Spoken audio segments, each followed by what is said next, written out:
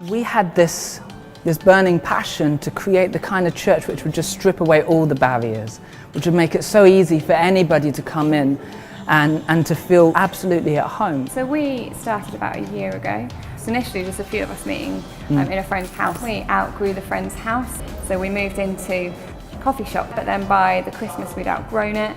And so we looked around and we noticed that there was a brand new cinema that had been built, and we just felt it was God and that they built it for us. And it has created this buzz all around the place, and everywhere we go, people now know the church. And it's been phenomenal seeing how the local communities responded.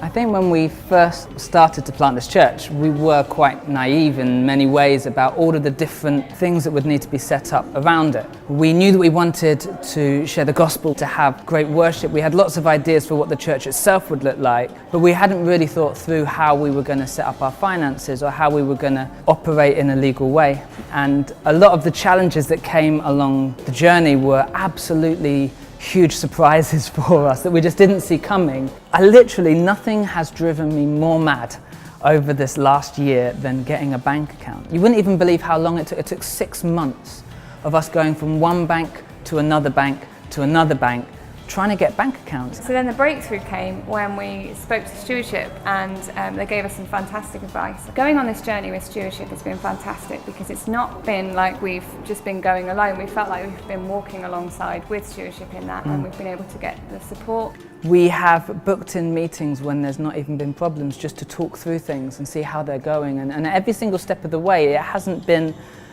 just a company that I'm dealing with. It's been people who have been asking how we're doing and supporting us and encouraging us. And I'd even say, we've started to become really good friends.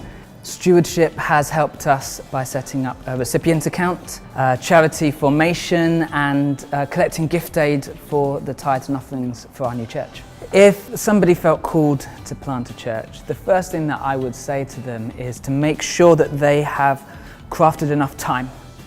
This isn't something you can go in half-hearted, and you need to create as much time in your schedule as you can.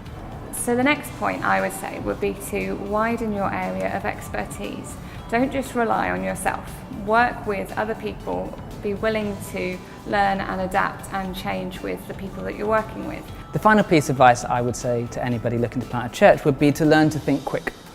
If you can learn to make quick, rapid decisions, you'll get the opportunity to grab opportunities right when they come, and you can trust God to catch everything else as you go. So our vision for the church isn't that we're just going to become a church which is going to transform lives here in Stockport, but that this will be an explosion of life which bursts out from here. We'll send leaders out into different areas to start new churches, reaching new people in new ways, and we'll see lives transformed, and not just here in Stockport or even in Greater Manchester, but across the nation and the continent and even the world.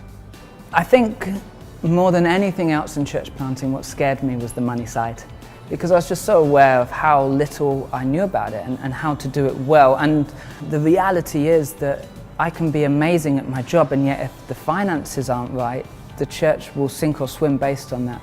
And so finding somebody who was going to help us with our finances was one of the biggest key decisions that we made in the infancy of our church.